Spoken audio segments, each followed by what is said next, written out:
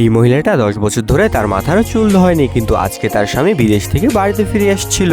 এজন্য মহিলাটা তার স্বামীর সামনে যাওয়ার জন্য চুলগুলোকে আঁচড়ানোর চেষ্টা করলেও আঁচড়াতে পারছিল না, যার কারণে সে অনেক ভয় পেয়ে যায়, কারণ তার স্বামীর সামনে এই অবস্থা নিয়ে গেলে তাকে অনেক মারবে। এজন্য মহিলাটা মায়ের হাত থেকে বাঁচার জন্য বাধ্য হয়ে সেই চুলগুলোকে ধুতে চলে যায়। তখন সে দেখতে পায় দুনিয়ার সবচেয়ে জঘন্য ময়লাগুলো তার চুলের মধ্যে আটকে আছে। এজন্য মহিলাটা চুলগুলোকে বেসিনের মধ্যে রেখে থালাবাটি মাজা সাবান দিয়ে চুলগুলোকে ধুতে শুরু করে দেয়। কিন্তু তখনই তার চুলের ভেতর থেকে ভয়ঙ্কর একটা পানি বের হয়ে আসে।